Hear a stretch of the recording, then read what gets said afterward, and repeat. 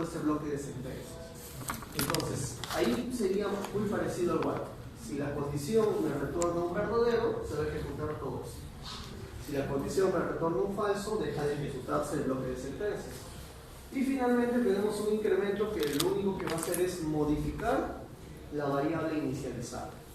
¿No? La variable inicializada. Y acá hacemos una descripción de cada uno de ellos, ¿no? Por ejemplo.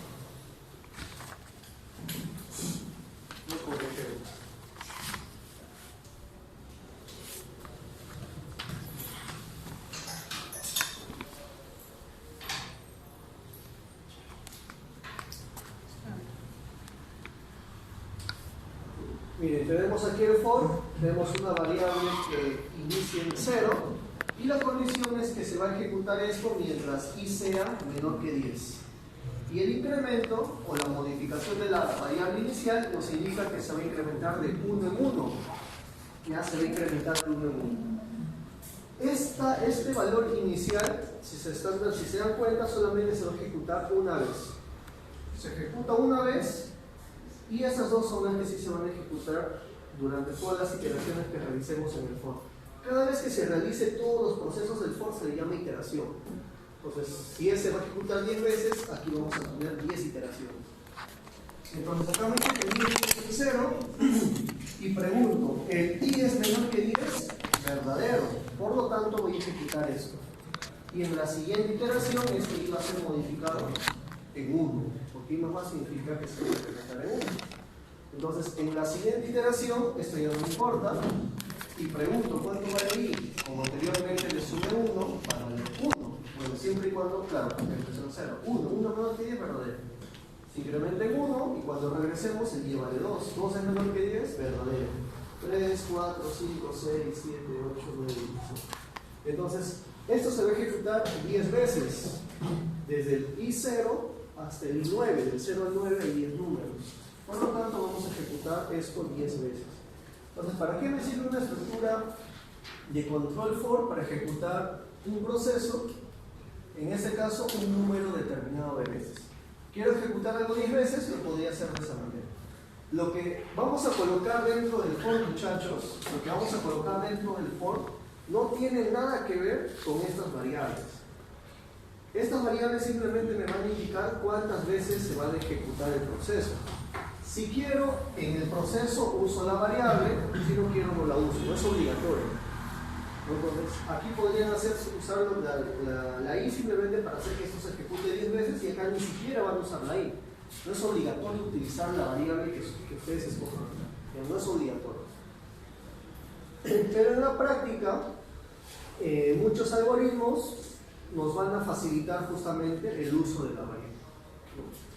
Entonces, justo para aprovechar la variable, esto a propósito lo podemos hacer que empiece en 1, que empiece en 10, empiece en 100, etc.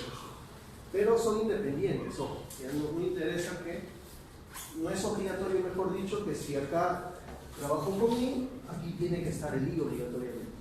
Esto no es parte de la sintaxis.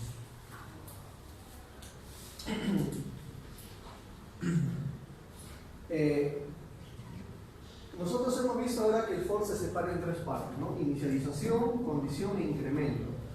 La separación es con punto y coma, ojo, ya con punto y coma. ¿Cómo separo la condición con el incremento y la inicialización con punto y coma? Dentro de cada uno de ellos yo puedo agregar varias variables.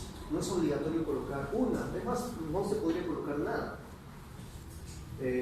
Pero miren, yo podría colocar acá dos variables. Podría inicializar el i en 1 y podría inicializar el j en 10, ¿no? Tal como está acá, separados por comas. Entonces voy a decir que mi for va a empezar iniciando el i en 1 e iniciando el j en 10. Así empezamos. La condición sí es única, no puede haber varias condiciones, a menos que ustedes ahí combinen con un AND, un OR, etcétera, etcétera. Pero la condición es única, aquí no puede haber varias comas, es única. Entonces, eso se va a ejecutar mientras i sea menor que 10. Entonces, y si se dan cuenta, la condición no depende de j, por lo tanto acá solamente analizo i. I vale 1, 1 es menor que 10, verdadero. Se ejecuta todo esto y en la siguiente iteración, ¿qué cosa vamos a tener? Que el i se va a incrementar en 1 y el J se va a decrementar en 1. Si yo acá coloco 5 variables inicializadas, acá tengo que poner 5 incrementos. Cuando hablamos de incremento no significa que la variable se le va a sumar algo, simplemente estamos hablando de modificación de la variable. Si yo quisiera... Sí. ¿Y J no tiene límite? J. El J va a depender del tipo de dato. Previamente lo inicialicé como int. Al ser un int, yo ya sé cuál es el límite, el rango de la variable. Ahora, si yo me supero esa variable, ¿qué va a suceder? El overflow, ¿no? Entonces, va a depender del tipo de dato. Si yo quisiera que esto se incremente, se eleve al cuadrado, pondríamos que i por igual a 2. O si no, i va a ser igual a i por 2. Estoy haciendo una modificación. Estoy diciendo que el i se va a multiplicar de 2 en 2 en cada iteración. O sea, no es que siempre va a ser más 1 o menos 1, es el valor que ustedes desean. Y puede ser suma, resta, multiplicaciones. Son modificaciones de las variables. Entonces, si se dan cuenta, aquí decrementamos, aquí incrementamos. Yo podría multiplicar, también podría, si quiero que se incremente j de 5 en 5, sería j más igual a 5. O si no, j es igual a j más 5. En la clase pasada dijimos que es lo mismo, ¿no? Solamente que, digamos que a veces se suele usar esto porque tiene menos parámetros, ¿no? Es más directo. Pero a veces puede causar también confusión y muchos deciden trabajarlo de esa manera. Por eso es que les pongo las dos formas para que no tengan problemas. Y acá viene la codificación. En este caso es printf porque este es un C convencional, no es para un microcontrolador. Con printf se imprime en pantalla, trabajando en una computadora. Pues eso no me interesa, aquí voy a poder colocar cualquier cosa, dependiendo de mi necesidad. Imagínense que cuando veamos ADC adquirimos los datos de un acelerómetro. Pero esos datos del acelerómetro, digamos que oscilan demasiado. Entonces quiero hacer un pequeño filtro, ¿no? Y un filtro muy sencillo es hacer un promedio aritmético. Entonces podría hacer un for de 10, ¿no? Para que haga 10 iteraciones y hago 10 adquisiciones. Y en las 10 adquisiciones lo único que hago es acumular todo y dividirlo entre 10. Con la finalidad de que por 10 lecturas voy a tener un punto ya promediado.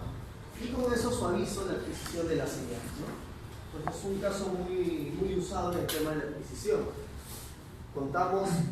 Adquirimos 10 datos, sacamos un promedio aritmético sencillo y ese va a ser mi valor. Entonces en ese caso podríamos usar el for, ¿no?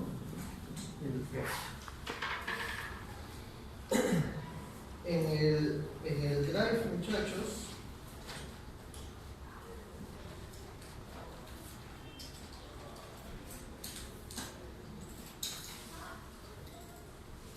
ya, en clases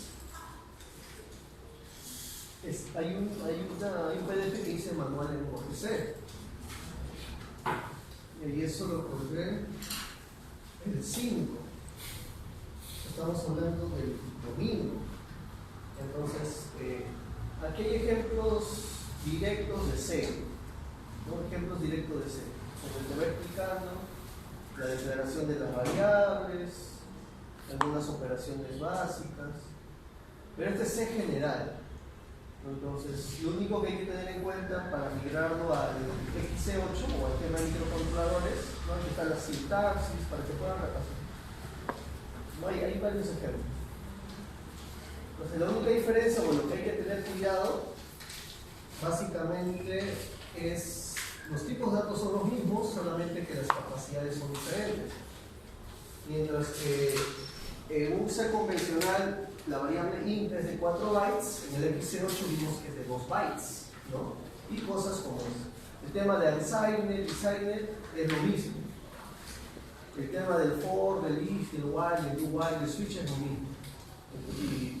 Entonces hay que tener en cuenta eso. Listo, entonces podemos trabajar también de esta manera, ¿no? 2 inicializaciones, 2 incrementos, pero la condición es única. ¿Ya? La condición es única.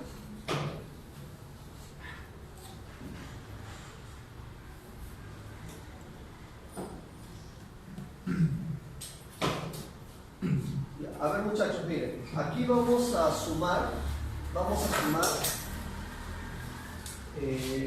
este es un ejemplo que suma los 10 primeros números. ¿Ya? Suma los 10 primeros números. Entonces, lo primero que hacemos es declarar las variables que necesitamos. En este caso voy a declarar una variable S, donde vamos a acumular la suma. Como esos números pueden ser muy grandes, lo voy a declarar tipo log, para que sea de más cantidad de bytes, tenga un mayor rango. Luego voy a necesitar una variable donde me indique cuántos números quiero sumar.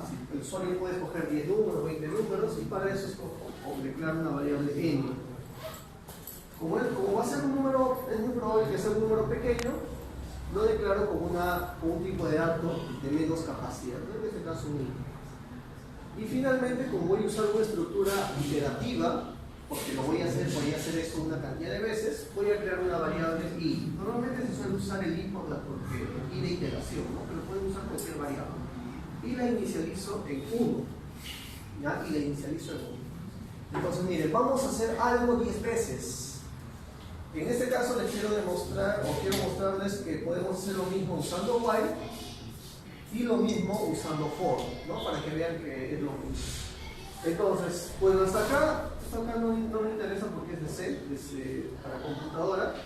Con esto le pido al usuario un n y en la variable n ya tengo el número. Entonces, hasta acá yo ya sé cuántos números quiero sumar. ¿Cuántos números quiero sumar? Entonces, vamos a entrar a un while y recordamos que acá viene la condición. Cuando esta condición es verdadera, se ejecuta el proceso, y cuando es falsa, salir. Yo quiero ejecutar esto 10 veces. Entonces, si a mí me dicen quiero sumar 5 números, aquí tengo que colocar una condición de tal manera que se ejecute 5 veces. Entonces yo coloco que se ejecute esto mientras la cantidad de números sea mayor o igual a mi iterador, a mi contador. Este iba a ser mi contador, que va a empezar en 1, y cada vez que sume, lo voy a incrementar en 1, para que me diga ya va 2 sumas, va 3 sumas, va 4 sumas, va 5 sumas. Entonces imaginemos que el usuario ingresó 5. 5 es mayor o igual que 1, verdadero. Ejecutamos el proceso. Como quiero hacer la suma de los 5 primeros números, sumo el primer número, que vendría a ser 1. O sea, vamos a sumar el primer número con el segundo, con el tercero, con el cuarto, con el quinto. Entonces voy a sumar mi primer número con el anterior, pero no hay ningún número anterior, porque este es el primero. Entonces tengo que sumarlo con un número de tal manera de que no me afecte. Por eso al S lo inicializo en 0. Entonces al tener 0 más el 1, no le va a afectar al 1 y el 1 lo vamos a tener en S. Inmediatamente después, ¿qué hago? Incremento mi contador. Lo incremento. ¿Con qué finalidad lo incremento? Para saber que voy a hacer esto 5 veces. Coincidentemente, este i también son los números que quiero sumar, ¿no? Son los números que quiero sumar. En la siguiente iteración, el n sigue siendo 5. 5 es mayor o igual que 2, porque ya lo incrementamos en 1, verdadero. Y nuevamente sumamos. En ese, ¿cuánto había? 1. 1 más 2, 3, y el 3 se guarda en casa. Cuando ustedes vean esto, cualquier variable es igual a esa misma variable más algo. A esto le llamamos retroalimentación. Porque esta variable, al sumarse con la otra variable, miren, a la misma variable la va a actualizar. Y en la siguiente iteración, este valor, ¿qué cosa va a ser? Va a ser el valor pasado de él. Entonces estamos retroalimentando. Entonces, esto ustedes lo pueden ver muy sencillo, la forma de trabajo es igual a S más I, pero tiene bastante aplicación. Ahí estamos retroalimentando. Ya estamos retroalimentando. Entonces, I vale 2, 5 es mayor o igual que 2, verdadero. Volvemos a sumar y el I lo incremento, para que sea 3. 5 es mayor que 3, sí. 5 es mayor que 4, sí. 5 es mayor o igual que 5, verdadero. 5 es igual que 5, ejecuta. El I al incrementarse sería 6. 5 es mayor que 6, falso, y salimos. Entonces, imaginemos lo que les comenté. Quiero promediar 10 valores del ADC, de un acelerómetro. Entonces, vamos a declarar una variable flotante que se llama float AC, ¿no? De acelerómetro. Vamos a crear otra variable flotante, ¿no? Porque vamos a tener números flotantes, que sea promedio, y vamos a declarar un contador, ya le voy a llamar C. Entonces lo que voy a hacer es hacer 10 adquisiciones y ese promedio recién lo vamos a imprimir. Entonces, para que cada 10 adquisiciones tengamos solamente un valor.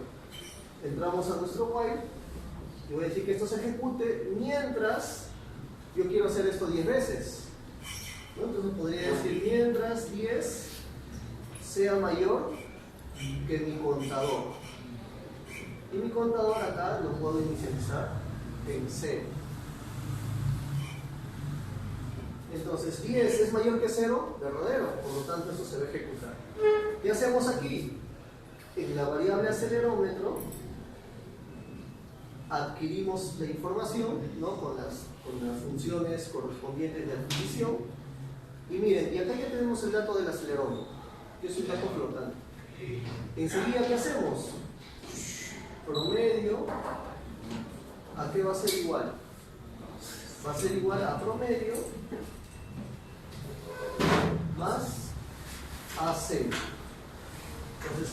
y ese promedio lo tendríamos que inicializar en 0.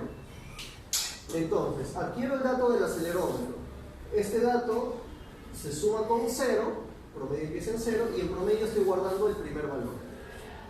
Para que esto se ejecute las 10 veces, este contador C lo incrementamos. Regresamos, el C ya vale 1. 10 es mayor que 1, verdadero. Adquirimos un nuevo dato. Ese nuevo dato se suma con el dato anterior. Entonces ya sumé el primero con el segundo. Y esa información se graba acá. Y el C se incrementa. ¿Y ese es mayor que 3? Sí. Adquirimos un tercer dato. Ese tercer dato se suma con el promedio, que era el primero más el segundo. Entonces acá ya tengo primero más segundo más tercero. Y así sucesivamente.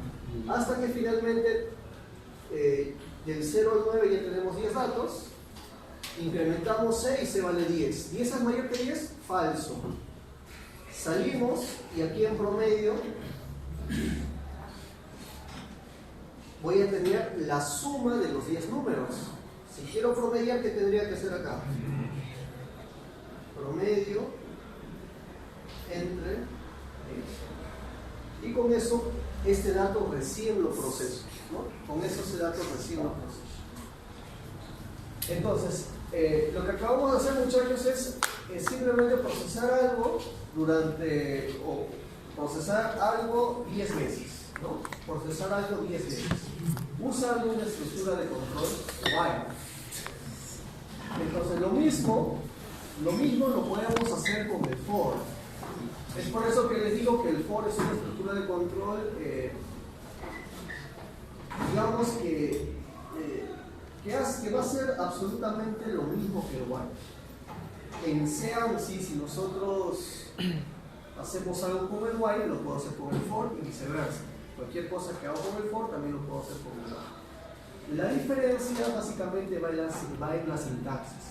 Algunas cosas con el for se van a ver, digamos, estéticamente mejor, se van a ver más ordenadas, quizás más fáciles de entender.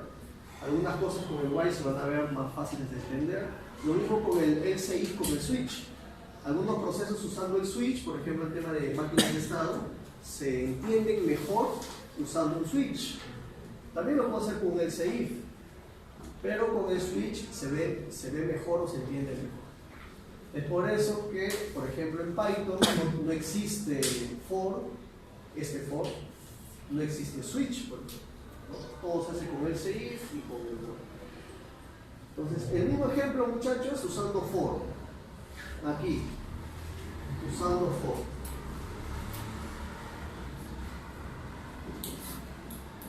creo mi variable donde voy a guardar el dato adquirido.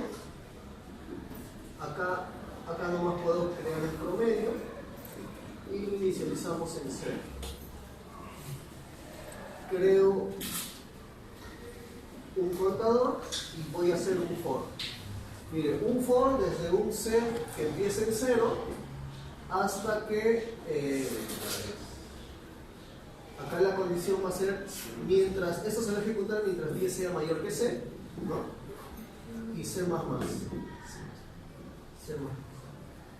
Entonces aquí el valor del acelerómetro va a ser igual a una función que vamos a usar para la adquisición, y finalmente mi promedio va a ser igual a mi promedio más el valor anterior, ¿no?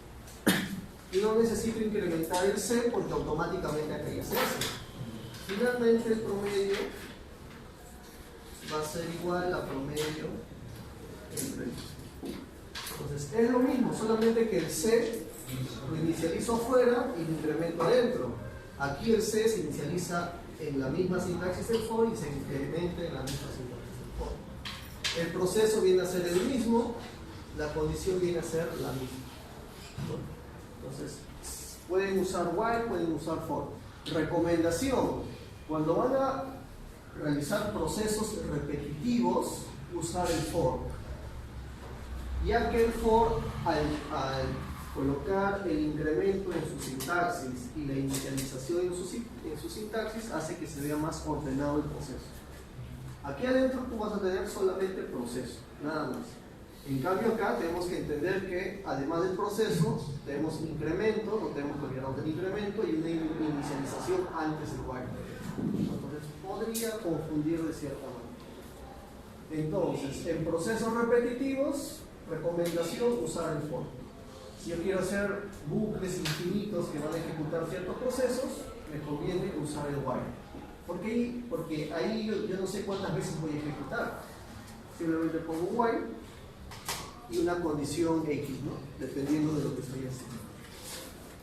¿Listo? ¿Hasta acá alguna pregunta, muchachos? ¿Hasta acá alguna pregunta? Entonces, bueno, con esto ya vimos el while, el for, el if, el switch.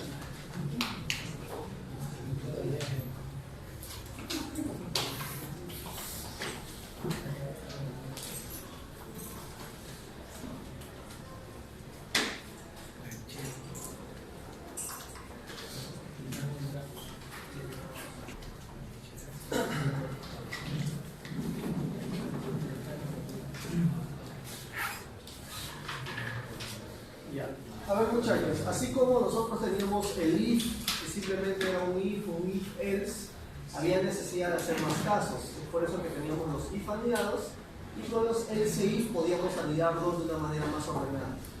En ocasiones nosotros vamos a tener también for anidados, es decir, un for dentro de otro for.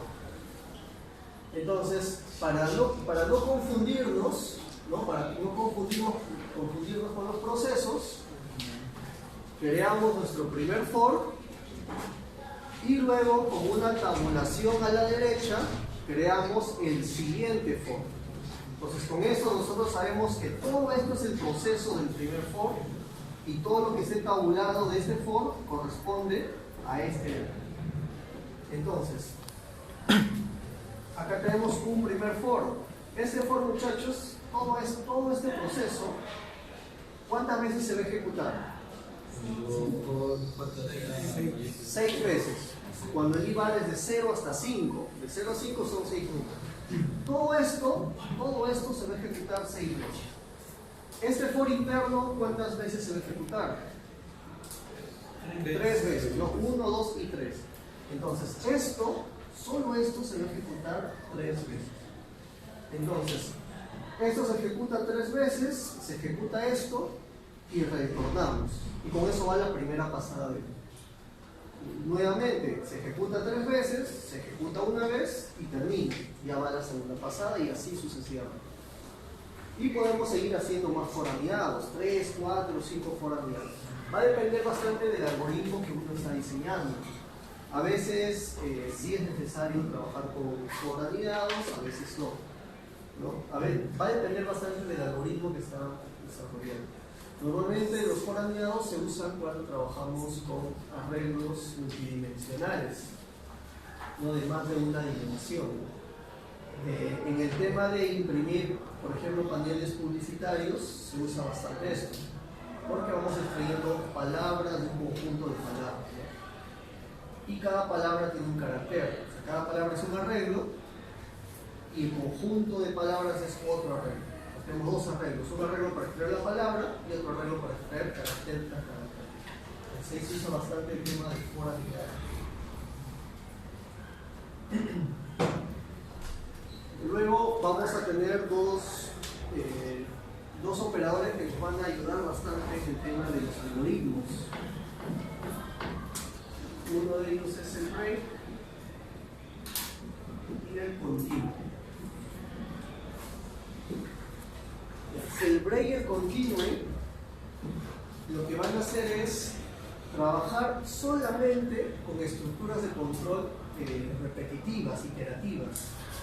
En este caso el for y el while, ¿ya? O el while. Solamente trabajan con estructuras de control iterativas.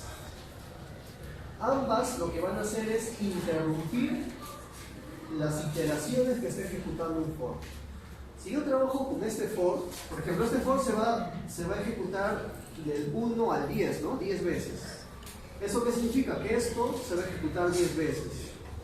Si yo quisiera que en la tercera iteración se detenga, no lo podría hacer, porque él obligatoriamente tiene que terminar, obligatoriamente tiene que hacer sus 10 veces. Es por eso que ahí tenemos esas 2 estructuras que sí permitirían interrumpir el proceso. Entonces, primero empecemos con el break. El break lo que hace es, cuando le toca trabajar al break, automáticamente va a dejar de ejecutar el for, automáticamente sale. No le interesa si él va en el 2, en el 3, en el 4. Automáticamente sale de la estructura. Sea un for, sea un while, sea un while. Automáticamente sale. Imagínense que tenemos un while infinito. Y acá ponemos, si se cumple cierta condición, hacemos un break. Entonces, este while infinito siempre se va a ejecutar. Y acá digamos un montón de líneas de código. Si se cumple esa condición X, hacemos break y por lo tanto el while sale. Salimos del while y continuamos. Entonces eso es lo que hace el break. Entonces conociendo eso, muchachos, miren, empezamos en 1 y es 1 no hace break, simplemente imprime 1. Regresamos, como se está incrementando de 1 en 1, ahora el vale 2. Es 12,5, no, imprime 3, imprime 4, se incrementa en 1, 5. Y 5 es igual a 5, verdadero. Hace break y sale. Ya no hace el resto de iteraciones. Por lo tanto, aquí hemos impreso el número 1, el número 2, el número 3 y el número 4, ¿no? Acá imprimió el 4 y cuando vino acá y era 5. 5 es igual a 5, verdadero, hizo break. Al hacer break no hace ni siquiera lo que le falta. Aquí inmediatamente sale. Entonces imprimió hasta el 4 y salió. Eso es lo que hace el break. El continue lo que hace es, apenas le toca trabajar al continue, ya no continúa con las siguientes líneas de código. Simplemente salta a la siguiente iteración. Entonces el continue no rompe todo el for, simplemente va a romper la iteración actual. Entonces, empezamos con el 1. 1 es 5, no hace continue, imprime. Lo mismo para el 2, lo mismo para el 3, lo mismo para el 4. Ahora es 5. 5 es igual a 5, verdadero. Hace continue, al hacer continue ya no hace nada más del proceso y se va a la siguiente iteración. Por lo tanto, el 5 no imprime. En la siguiente iteración, el guía vale 6. 6 es igual a 5, no se continúa, imprimo. Entonces 6, 7, 8, 9 y 10. Entonces, si se dan cuenta, hay muchachos, mientras que uno solamente hizo el 4, interrumpió todo el for, el otro simplemente saltó.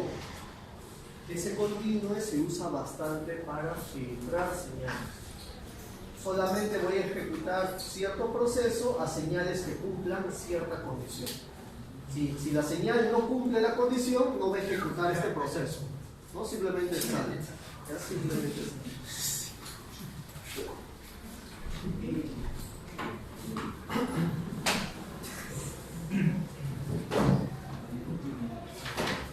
Bueno, entonces recuerden por favor siempre el tema del break y el continuo, que sí se va a usar bastante.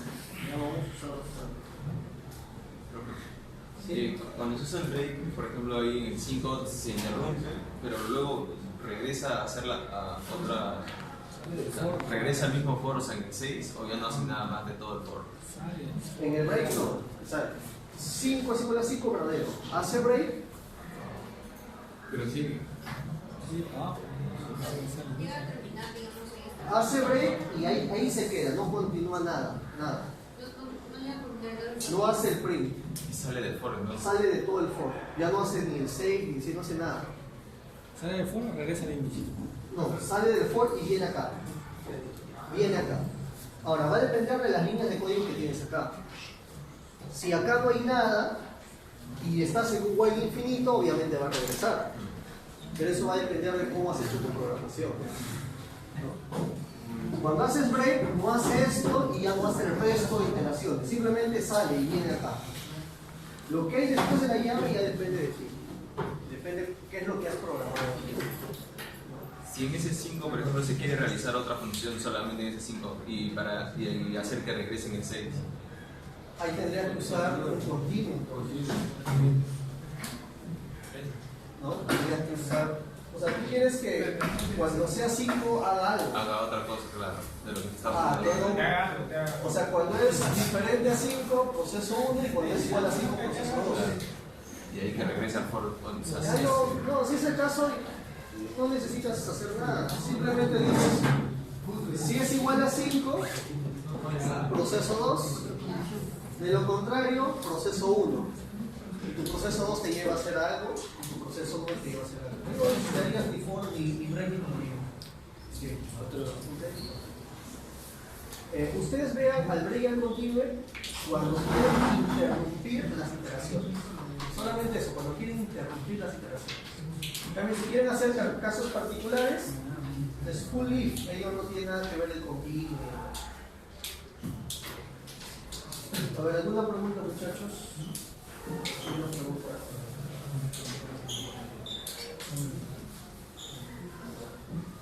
Y ahí este es el operador ternario que les comenté en la clase pasada. Lo vamos a tener. Viene a ser un if, porque si este es verdadero se ejecuta esto, de lo contrario se ejecuta esto. Solamente que se puede hacer en una sola línea, ¿no? Acá colocamos la condición, operador, ponemos qué es lo que queremos realizar, pues poner cualquier cosa, 2 puntos, cualquier cosa y punto y coma. Entonces, por ejemplo, acá se pone una condicional, ¿no? Si A es mayor que B, ¿qué cosa va a hacer? En este caso está imprimiendo algo. Podría ser una operación o podría irse a una función. Pueden poner ustedes acá cualquier cosa. De lo contrario, va a ser otra cosa.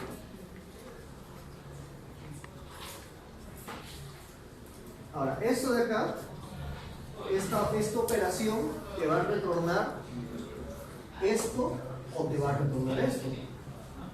Si tú acá le dices imprimir, va a imprimir. Si no le dices imprimir, simplemente pones una variable, te va a retornar una variable.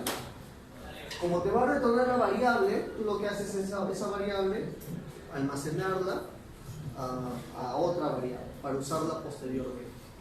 Entonces miren, acá simplemente digo, si A es mayor que B, va a salir A, de lo contrario va a salir B. Y ese A o B lo estoy almacenando en la variable mayor.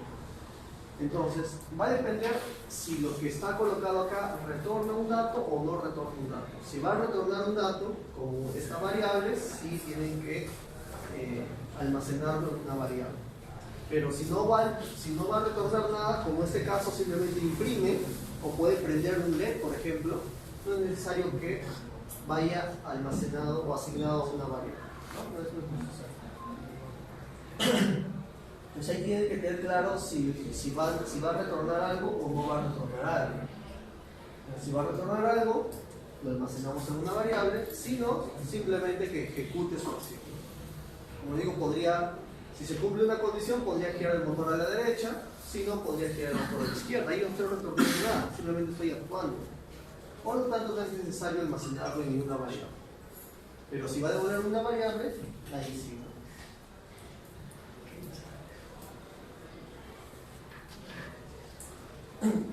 Ya listo, muchachos. A ver, cuando nosotros trabajamos con variables, estas variables me van a servir para almacenar información. Y esas variables van a depender del tipo de datos, ¿no? Ya vimos los tipos de datos que tenemos para el XC8. Pero ¿qué sucede si yo necesito almacenar todas esas variables? Porque posteriormente las voy a procesar. Entonces, va a resultar muy tedioso almacenar, por ejemplo, 100 variables, ¿no? Tener 100 sensores de temperatura y tener 100 flotantes. Va a resultar demasiado tedioso. Es por eso que en lugar de trabajar de esa manera, es decir, que en lugar de tener las 100 variables, lo que voy a hacer es crear un tipo de dato especial llamado arreglo, y ese arreglo me va a permitir almacenar internamente todas las variables que yo quiera. Entonces yo puedo almacenar 100 datos en una sola variable. Y eso nosotros lo llamamos arreglo. ¿Cómo se declara un arreglo? Igual que las variables convencionales. Ponemos el tipo de dato, ¿no? Long, doble, int, char, con unsigned o simple o directo, y luego colocamos el nombre del arreglo, respetando la regla de los identificadores, ¿no? Que ya vimos la clase pasada. A continuación ponemos corchetes, un corchete de apertura y un corchete de cierre. El número que va dentro de los corchetes me va a indicar la cantidad de datos que puede almacenar esa variable. Entonces, si yo coloco acá 5, significa que este arreglo tiene la capacidad de almacenar 5 variables. Lo que sí tienen que tener en cuenta, muchachos, es que si yo coloco acá int, los 5 datos de este arreglo obligatoriamente tienen que ser int. Es por eso que se dice que un arreglo es una agrupación de datos del mismo tipo. O sea, todos los datos tienen que ser obligatoriamente del mismo tipo, porque acá ya estoy diciendo qué tipo de dato va a ser. Entonces, por ejemplo, quiero crear 10 notas, pongo int notas, corchete 10. Voy a crear un arreglo de 10 posiciones, voy a poder guardar 10 datos en esta variable y todas son enteras. Edades 10, puedo guardar 10 edades, pero todas son enteras. Float temperatura 5. En el arreglo llamado temperatura, puedo grabar hasta 5 datos y todas son flotantes, ¿no? Todas son flotantes. Si yo quisiera guardar, si yo quisiera agrupar datos de distinto tipo, no voy a usar un arreglo. En C, si quisiera hacer eso, vamos a usar estructuras, es otro tipo de datos. Los arreglos obligatoriamente son del mismo tipo de datos. Ahora, ¿cómo hago para trabajar o para mandar datos a este arreglo?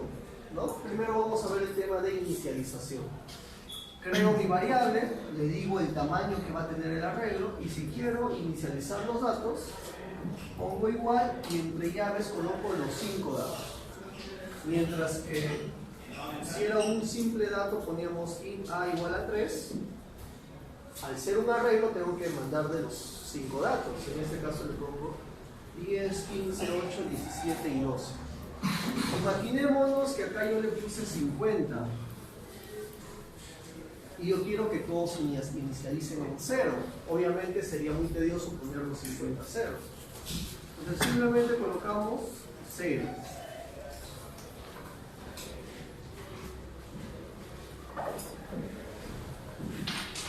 Simplemente colocamos 0 y con eso automáticamente todo se ha inicializado en 50. Imaginémonos que yo quiero que el primer dato sea 10 y el resto sea 5. Pongo 10,5 Y al hacer eso, el primer dato es 10, el segundo dato es 5 y el resto de datos van a ser el último que colocaste. Sí, eso es en 3. En 3 y 4, sí puede ser, o solamente está 2. Sí, puede ser la cantidad de datos que tú desees. O sea, yo podría colocar 40 datos y el dato 41, 42 va a ser el 40º dato que colocar. ¿No? De esa manera se va a trabajar. Ahora, si tú quisieras, eso es si hacemos una inicialización manual. Si yo quisiera inicializar los datos, digamos, que cumplan cierta serie, me convendría hacerlo en un for. Ya lleno las variables de una manera más exacta, ¿no? O de una manera más automática. Normalmente le ponemos 0 y ya en el proceso, usando for, ya lleno el arreglo como corresponde, porque si no sería demasiado difícil. Hay temperatura dada, ¿sí? Claro, esa es una manera de declarar los arreglos. Otra manera de declarar los arreglos es pongo el nombre igual, el nombre de la variable y hago la inicialización. Si ustedes ponen la inicialización y no han colocado aquí la cantidad de datos, automáticamente va a ser el tamaño de los datos que has inicializado, o sea 3. Pero si tú acá le pones 5, tu arreglo va a ser de 5 posiciones, pero solamente has inicializado los 3 primeros y el cuarto y el quinto van a ser de ese valor. Entonces, se puede declarar los arreglos de distintas maneras, ¿no? De distintas maneras. Solamente voy a poner aquí vacío cuando obligatoriamente inicializo, porque si yo pongo vacío y no inicializo, yo no sé de qué tamaño va a ser mi arreglo. Cuando ustedes crean una variable, tienen que recordar lo mismo que pasaba en Assembler. ¿En qué parte de memoria ustedes guardaban las variables? En los registros del propósito general o específico. General. Entonces, para el 877 era a partir de la dimensión 20. Y este era de tamaño 8 bits. Entonces, por ejemplo, hacíamos nota 5. En la posición 0x20 reservaba la primera posición de memoria donde guardábamos el 10, el binario, ¿no? Luego el 15, luego el 8, luego el 17 y luego el 12. Entonces, cuando yo quería acceder a cada uno de esos datos, lo tenía que hacer por posición de memoria. Si quería acceder al 17, tenía que acceder al 0x, 0x21, 0x22, 0x23 y 0x24. Tenía que acceder a la posición 0x23 y de ahí seleccionar, ya tenía el valor 17. Gracias al EQ, ¿no? Y al Verify, tú podías colocarle una etiqueta al 0x23. Entonces tú al 0x23 tú le podrías poner un nombre, le podrías poner, por ejemplo, D. Entonces, al hacer eso, si tú querías acceder al 17, ya no accedías a la posición de memoria 0x23. Simplemente ibas a la variable D, ¿no? Mira, ya ibas a la variable D y de forma interna se iba a la posición 0x23. En C es lo mismo, solamente que todo esto lo hace interno y lo hace aleatorio. No lo hace aleatorio, sino lo hace de una manera que tú no sabes la posición de memoria. Cuando tú declaras una variable, sea la que sea, él va a ir a la posición de memoria que está libre. Él lo hace en automático. No necesita que tú le digas a partir de qué posición de memoria quieres trabajar. En sí podría ser una desventaja porque no estás, tú no sabes qué posiciones de memoria te están quedando libres. Simplemente estás confiando de que él lo está haciendo en las posiciones libres y no sabes en qué momento se te va a acabar la memoria. Entonces tú haces un int A3, como es un entero, el entero en XC8 es de 16 bits, 2 bytes. Va a ir a la posición, si fuera un X877, un 16F877, se va a ir a la posición 0x20 y aquí va a reservar 2 posiciones de memoria, porque has declarado tipo int. Y a esto le va a poner de nombre, le va a poner A.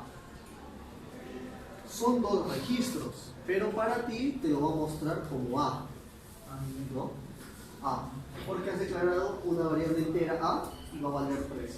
Y en esos 2 registros va a almacenar el número 3. mire, va a almacenar el número 3 en esos dos registros. Entonces, vas a desperdiciar obviamente un registro porque el 3 tranquilamente entra en 1. Uno va a ser puros ceros y el otro va a ser el número 3. ¿No? Eso es lo que hace C de manera interna. Eso es lo que hace C de manera interna. Cuando tú creas un arreglo, hace absolutamente lo mismo. Tú dices, quiero reservar 5 posiciones de memoria, pero son enteras. Como son datos enteros, es de 16 bits. Entonces acá necesitaría 10 posiciones de memoria.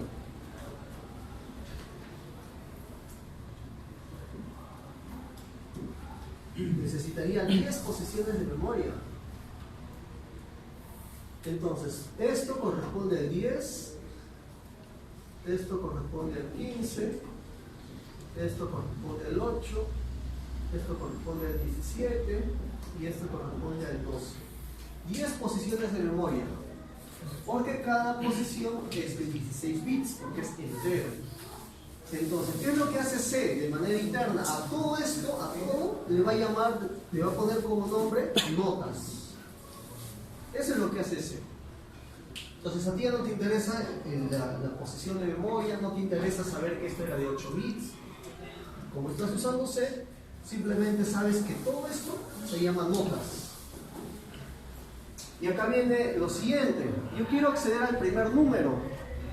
Para acceder al primer número tengo que acceder a esas dos direcciones de memoria. Entonces, en C, como tú estás trabajando con direcciones de memoria, C te dice, escribe notas, el nombre de la variable, y aquí coloca el índice que quieres extraer o quieres modificar. Índice viene a ser la posición de cada elemento en el arreglo. El primer elemento siempre es el índice 0, siempre se empieza en posición 0 y vas agregándole 1, ¿no? Posición 0, posición 1, posición 2, posición 3, posición 4. Siempre va a ser el último dato menos 1. Entonces, si yo quiero acceder al número 8, acá coloco 2. Entonces, notas 2 significa que de la variable notas vas a acceder al índice 2. Este es índice 0, índice 1, índice 2. Entonces vas a poder extraer el número 8. Si yo quisiera extraer el número 12, tengo que escribir notas y acá 4. ¿No? Extraigo en la última posición que vendría a ser 4. ¿Ya? Que vendría a ser 4. ¿Y sobre alguna pregunta, muchachos, de eso? Si yo quisiera modificar el número 10, imaginemos que todo lo hemos inicializado en 0. Entonces quiero guardar el número 1 acá. Simplemente accedo a esa posición de memoria, sería el índice 0, y acá le mando 1. Entonces, al hacer eso, le estoy diciendo que el 1 lo voy a asignar a la posición de memoria de notas, posición 0. ¿No? De notas, posición 0. Internamente, ¿qué está pasando? El segundo se está grabando en estas direcciones de memoria. ¿No? Eso ya de forma interna. ¿No? De forma interna.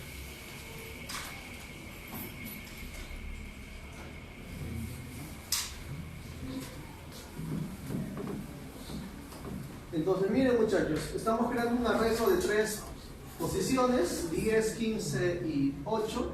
Estamos creando una variable tipo float y estoy sumando los 3 números, que estoy promediando. ¿Cómo hago para extraer la primera posición? Notas, posición 0, más notas, posición 1, más notas, posición 2. Sumo las 3 posiciones y las divido entre 3 para poder calcular un promedio. Pues de esa manera podemos acceder a cada dato. Ya podemos acceder a cada dato. Y si quisiera modificar, como les dije, ¿no? Simplemente es poner notas y colocar el nuevo valor.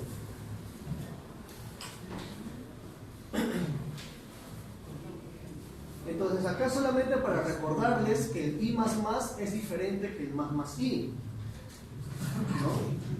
Entonces cuando vean algoritmos usando más hay que tener cuidado. Es diferente el más posterior que el más previo. Entonces, a ver, miren, acá estamos diciendo que el i empieza en 0. Tenemos un arreglo de 3 datos. Acá lo que me dice es imprime, de este arreglo imprime una posición. imprime la posición I y luego incrementa. Entonces, aquí, ¿qué valor estaría imprimiendo?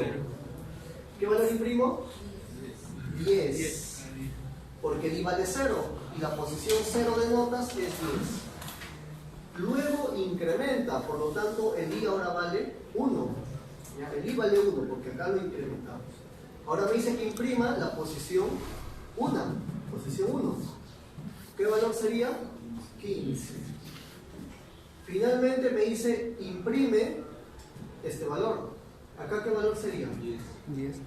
10. 15. 15. 8. Recuerden que aquí el I vale 1. El I se ha quedado en 1. Entonces acá me dice primero incrementa. Si a 1 le sumo 1 es 2. Primer incremento. Como primer incremento, el I va a valer 2. Y una vez que incrementé, ¿qué me dice? Extrae la posición I de nota. La posición 2 vendría a ser 8. Entonces, si acá fuera notas I más, sería diferente a poner notas más I. En este caso, primero imprime la posición 0, que sería el 10. En cambio, en este caso, primero incrementa 0 más 1, 1. Acá sería 15. Entonces, es totalmente diferente trabajar con un I que un más I. Ya tengan por favor presente eso. Entonces, a veces, justo como eso causa un poco de confusión, muchos suelen ponerle solamente la variable y luego recién hacen el incremento o el decremento, ¿no? Para justamente estar complicándose eso de que si primero está ejecutando y luego incrementando, o primero incrementando y luego procesando, ¿no? O sea, para evitar eso, muchos simplemente colocan la variable y luego recién hacen el incremento en caso de eso.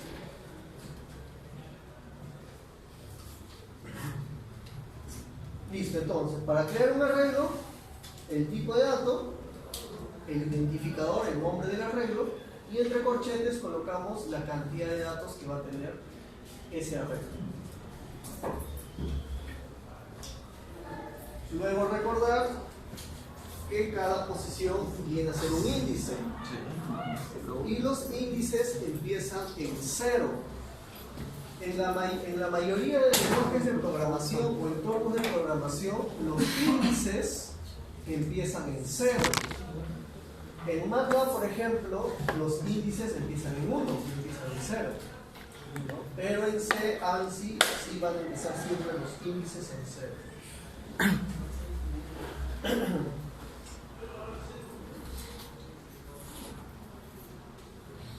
Miren ahí, por ejemplo, se está creando un arreglo de tamaño n, pero previamente el n se ha declarado, ¿no? Otra manera.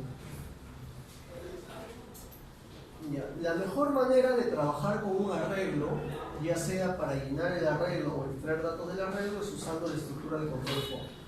Cuando ustedes escuchen la palabra arreglo, ya saben que tienen que usar obligatoriamente un for. También lo podrían hacer de manera directa, pero sería demasiado tedioso, sobre todo si el arreglo tiene bastantes valores. También podrían usar un while, pero sería un poco desordenado. Entonces se recomienda trabajar con un for. Entonces aquí, por ejemplo, me están diciendo que almacene en un arreglo los 10 primeros números impares. Almacene el 1, el 3, el 5, el 7. Entonces, si yo lo quiero hacer de forma automática, voy a usar un for. Creo mi arreglo de 10 posiciones y voy a jugar con los parámetros del for. Entonces, yo quiero grabar el 1, 3, 5, 7, 9 y así sucesivamente. Se puede hacer de varias maneras.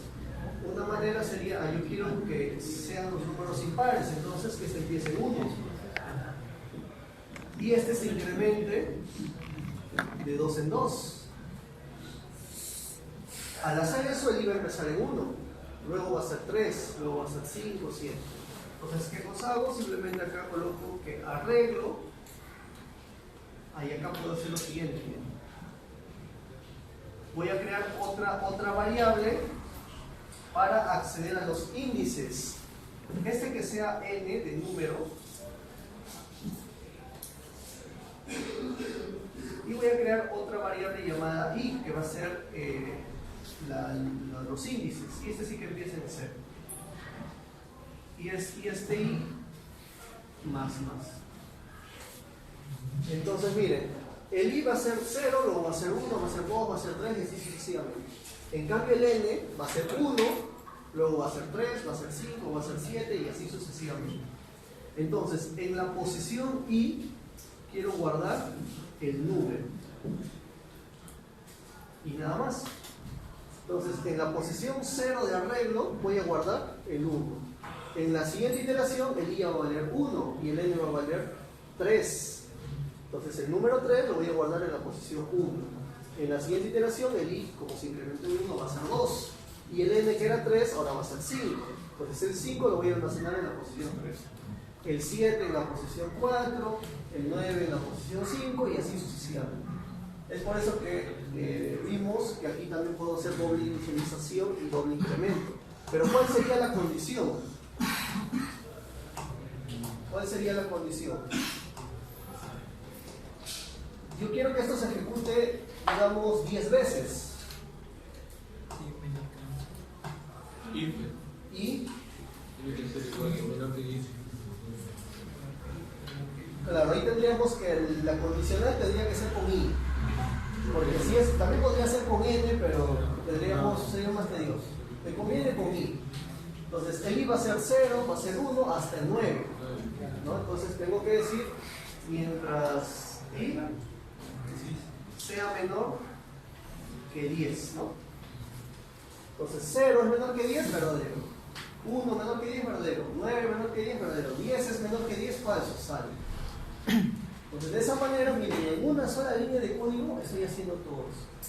Otra manera sería esta. El i va a ser mi iterador, el que va a almacenar los índices, que va a ir desde 0 hasta 9, ¿no? Porque este vale 10. ¿Cómo se llama eso? Estamos trabajando con el i. Entonces, en la posición 0 voy a guardar un número, en la posición 1 voy a guardar un número hasta la posición 9. Como quieren los números impares, puedo aprovechar este i y hacerle una fórmula al i para generar el 1, 3, 5, 7. Es por eso que se le hace por 2 más 1. Entonces sería otra manera. Al final, ambos son lo mismo, solamente que acá, digamos que hemos tenido que pensar un poquito más para la fórmula. En cambio aquí ha sido directo, pero aprovechando justamente que puedo colocar dos condicionales, perdón, dos inicializadores y dos incrementos. Ambos son lo mismo, muchachos, simplemente son distintas maneras de presentarlos. A ver, algo que no les quedó claro acá, muchachos, por favor, si no para repetir, esta parte es bien importante. Para los algoritmos se usa bastante el for. Entonces, cuanto más dominen el for, las distintas formas de trabajo, se les va a hacer más fácil el tema de los algoritmos. Entonces, no solamente se acostumbren a eso, sino también podrían trabajar de esta manera.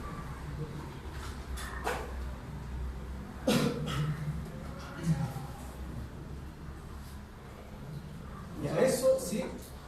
En el for pueden ir bastantes variables, n, i, n. Sí, pero solamente el for tiene tres partes, ¿no? Inicialización, condición e incremento, que se separan por punto y coma. Esto es un solo, es único porque solamente tiene que haber una condición, pero en el inicializador puedo inicializar muchas variables, 5, 6, 10 variables, pero esas 10 variables también tienen que incrementarse acá. Entonces, si acá yo inicializo 10 variables, acá tengo que incrementar las 10 variables. Eso sí siempre se tiene que cumplir.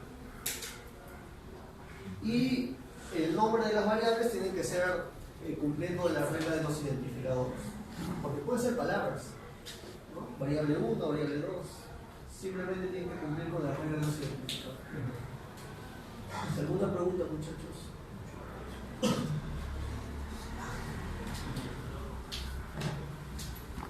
Y recordar, por favor, que las variables que se van a colocar en el inicializador y en el incremento tienen que ser variables enteras. Ya no permite variables flotantes. Ahí justo en entero arreglo n, por abajo dice arreglo i. ¿Está bien eso? Lo que pasa es que el printf lo que va a hacer es imprimir. Entonces, si tú ves el arreglo con corchetes ya en el proceso, significa que voy a extraer un dato del arreglo. ¿No? Yo le decía, por ejemplo, tengo un arreglo de 5 elementos. Quiero extraer la última posición, tengo que poner arreglo corchete 4. Entonces es lo mismo, arreglo y el i cuánto vale es en 0. Entonces lo único que estás haciendo aquí es extraer el elemento de la posición 0. Cuando regresas el i vale 1, extraes el arreglo posición 1, luego arreglo posición 2, luego arreglo. Cuando trabajen con arreglos, no van a poder poner la palabra sola, o sea, no pueden poner arreglo y nada más, o sea, porque no les van a arrojar todos los números, siempre van a tener que trabajar uno a uno, y para eso obligatoriamente usar el corchete. Creo que esa parte de ahí no agarra el 1, ¿no? La del pulmón rojo. Acá, N igual a 1. acá lo estoy inicializando en 1. Previamente, aquí obviamente tengo que hacer un in, n, i, ¿no? Declarado, haber declarado previamente el n, declarado el i, y haber declarado el arreglo con un tamaño que coincida con el trabajo que estoy haciendo. Ahí no apareciera el 1 casi. En ese ejemplo. No, sí, porque en la posición 0 estás almacenando el 0 por 2, 0 más 1, 1. Ahí está el 1. Sí, porque le estoy diciendo que en la posición 0 voy a guardar el n y el n vale 1. Y en la siguiente, este n, como se incrementó en 2, va a valer 3. ¿No? En cambio, acá, como logro el 3, en la siguiente el i vale 1. 1 por 2, 2 más 1, 3. Son dos maneras distintas de hacer el mismo ejemplo.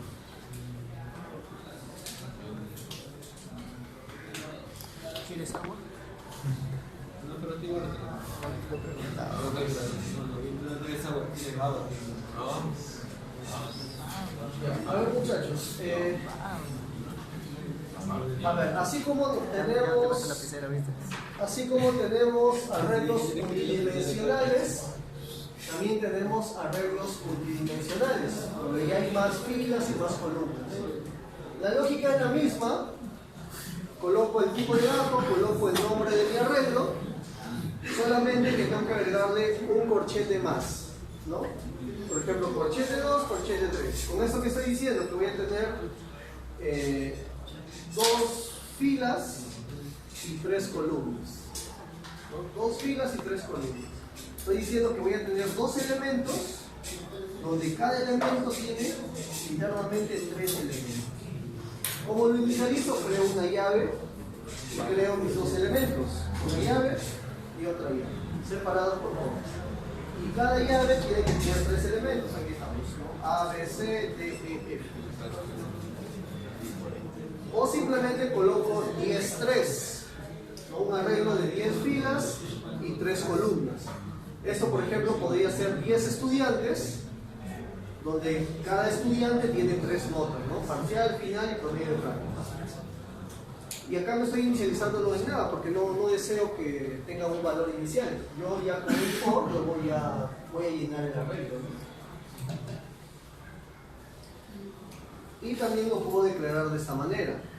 Aquí estoy diciendo que voy a tener cierta cantidad de datos y cada dato internamente va a tener 2 datos.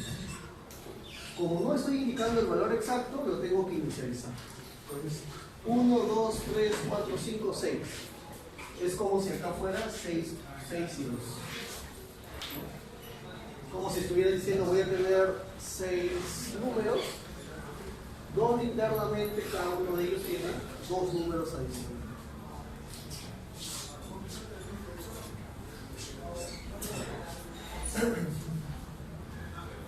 Y ahí está, ¿no? Filas y columnas. Entonces, si ustedes ya crearon el arreglo, ponen, digamos que la matriz se llama C, hacen un C00, significa que es esta posición. 0, 1, fila 0, columna 1, fila 0, columna 2. 1, 2, fila 1, columna 2. Si ustedes desean un arreglo de 3 dimensiones, simplemente habría que agregarle un corchete más. No habría que agregarle un corchete más. Y gráficamente, ¿cómo se ve eso? Se ve esto, hay varias capas de esto. Esa sería la tercera dimensión. Cada capa es esto, de 2 dimensiones, hay varias capas. De 4 dimensiones sería esto de acá, ¿no? Todo este conjunto, otro conjunto acá. O sea, toda esta caja tienes más cajas, donde cada caja tiene varias capas y cada capa es de doble, ¿no? Normalmente hasta 3 dimensiones se suele usar. 4 dimensiones no he visto, no he visto. Pero en C te permite trabajar 4, 5, 6, 7. Entonces obviamente va a ser un poquito más tedioso procesar. Y finalmente, muchachos, las cadenas, cuando hablamos de cadenas estamos hablando de texto. Las cadenas son arreglos de caracteres. Los caracteres son estos. Ojo, muchachos, esto es totalmente diferente a esto. Este es el número 0 y lo pude haber declarado como un entero, como un long, como un unsigned int, unsigned long, como un short, etcétera, etcétera. Este es un número. Este de acá no, este es un carácter, este es texto. Cuando ustedes ven las comillas simples es porque es texto. Si esto yo lo transformo a número, me va a devolver el número 48, que viene a ser su equivalente ASCII. Si ustedes hacen alt 64, les devuelve la arroba, porque el arroba está asociado al número 64. Si ustedes a nivel del texto ponen alt 48, les van a dar el número 0 como carácter. Entonces, este es texto, ya un número es texto. Cuando ven las comillas simples es texto. Y cada carácter está asociado a un entero. Esa es la tabla de códigos ASCII. El 0 está asociado al 48, el 1 al 49. Lo mismo está para la letra A, B, C, D, etc. Entonces hay que diferenciar entre esos dos. Una cadena, estos son caracteres. Una cadena es un arreglo de caracteres. Eso es lo que es una cadena. Pero lo mismo que vimos en arreglo es lo mismo para cadenas. Es un arreglo de caracteres. La única diferencia es que las cadenas, la última posición es un carácter especial. Nada más. Digamos, vamos a crear una cadena. Es como crear un arreglo, solamente que es tipo char. Pongo el nombre y pongo los corchetes. Les dije que nosotros podemos declarar la cadena o el arreglo sin necesidad de colocar el valor, siempre y cuando lo inicialicemos. Entonces, digamos que quiero inicializar con UNFB, tendría que poner acá la U, luego la N, luego la F y luego la V. Si hago eso, lo que acabo de hacer es crear un arreglo llamado cadena, que son elementos tipo char y que tiene 1, 2, 3, 4 posiciones. Si quiero acceder al primer elemento sería cadena, corchete 0, cadena, corchete 1 y así sucesivamente. La cadena es un caso particular de los arreglos. Por lo siguiente, imagínense que yo quiero convertir de mayúsculas a minúsculas. Quiero ordenar en base a la primera. Quiero ordenar en base a sus letras, ¿no? Que empiecen primero por la A, por la B, por la C, terminen en la Z, alfabéticamente. Digamos que quiero verificar si lo que está escrito ahí es un número o es un texto. Digamos que quiero hacer búsquedas, ¿no? Y muchas funciones más. Digamos que queremos hacer todo eso. Si quisiera hacer eso, tendría que hacer yo mis propios algoritmos. Solamente que en el lenguaje C hay una librería llamada string.h que tiene bastantes funciones justamente para trabajar con textos, para ordenar, para convertir en mayúscula a minúscula, para saber si es un número, si es una letra, para hacer búsquedas, etcétera, etcétera. Ahí existen funciones. Esas funciones para que puedan ser utilizadas, la única condición es que este arreglo tiene que ser cadena. Entonces, como ven ahí, no es una cadena, es un arreglo. Un arreglo de caracteres.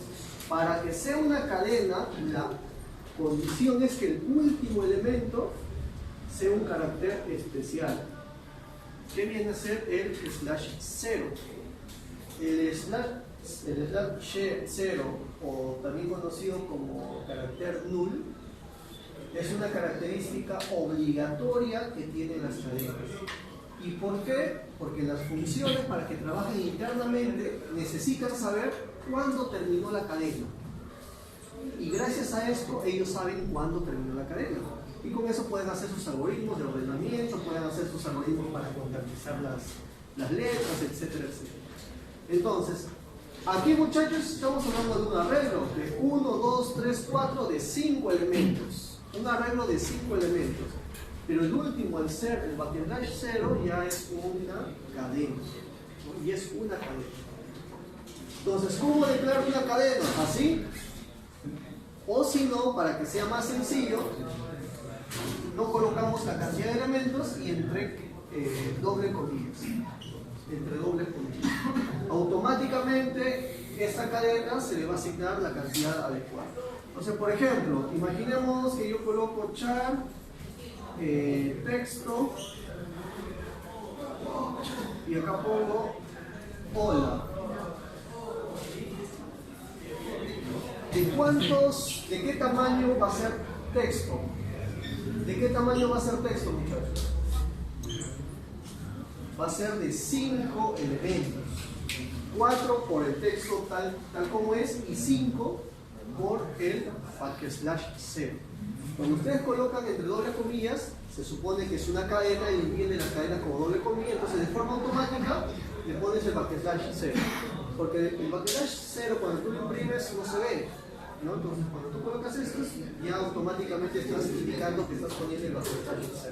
Entonces no confundan por favor el backslash o la declaración usando las dobles comillas o la declaración usando las llaves.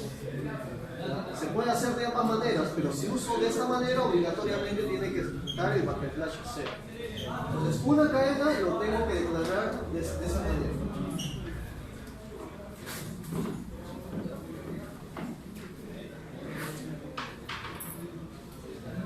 A ver, entonces miren, acabo de declarar UNFB. Cadena va a ser de tamaño 5. Porque ahí hay 4 caracteres, más el /0 sería 5, tamaño 5. Entonces, si quiero acceder al primer elemento, simplemente pongo posición 0, posición 1, posición 2, posición 3, y la última posición automáticamente va a ser el /0, porque es una cadena. Entonces, de esas dos maneras puedo declarar, ¿no? Como les comenté. Obviamente me conviene de esa manera, porque es más fácil, más directa, mejor. Listo, muchachos. Entonces ya para empezar a hacer los ejemplos, vamos a ver los periféricos de entrada y salida del microcontrolador que estamos trabajando. Entonces, en los periféricos, si analizamos los registros del microcontrolador, ¿no? En la hoja de datos, nosotros vamos a tener 3 registros que me permiten manipular los pines de entrada y salida del microcontrolador. Entre los registros tenemos el tris, el lat y el port. Ya son 3 registros. Además de esos registros, hay un registro que me sirve para configurar las resistencias pull-up. Pero para este modelo de microcontrolador solo lo tenemos en el puerto B. Entonces, en la primera clase les comentaba, por ejemplo, que los ABR tienen la característica de que todos sus pines digitales tienen pull-ups, tienen resistencias pull-up internas, todas. En cambio, los PIC, ¿no? en estos modelos, no todas tienen pull-up. Las últimas versiones sí le están agregando a todos los pines. Entonces, ¿para qué me sirve un pull-up? Cuando queremos conectar un pulsador, le ponemos una resistencia pull-up justamente para evitar los ruidos, ¿no? Ruidos que podrían haber por tener el pulsador al aire. Algunos solían hacer esto, ¿no? Y esto mandarlo directamente a su circuito. Entonces uno asumía que al presionar llegaba a 5 voltios, lo cual está bien, pero al no presionar, como está abierto, asumía que llegaba a 0, porque no hay nada conectado. Pero sabemos que estos cables se comportan como antenas y estas antenas pueden estar recepcionando todas las ondas electromagnéticas de las distintas bandas y acá podría generarse señal. Entonces vas a tener señales falsas. En cambio con esto, acá llega a punto lógico y cuando presionas sí garantizas de que llegue a 0 porque físicamente está en 0. Y por la resistencia evitas el cortocircuito. Por eso que acá se recomienda colocar resistencias altas, aproximadamente desde 4,7 kilómetros hasta 47 kilómetros. Normalmente por el tema comercial se ponen 10 K. En el puerto B tenemos pull-up. Entonces, si yo quisiera trabajar con pulsadores, podría trabajar con el puerto B y simplemente habilito los pull-up. Y al habilitar el pull-up, muchachos, simplemente coloco el pulsador de forma directa. Bien, coloco el pulsador así, directo. Solamente que este pin, habilito su pull-up interno, este va a estar así, internamente. Entonces cuando no hago nada va a llegar los 5 voltios y cuando presiono va a llegar el 0. Configurando o habilitando el pull-up interno. Entonces en los registros tenemos el tris, el lat y el port.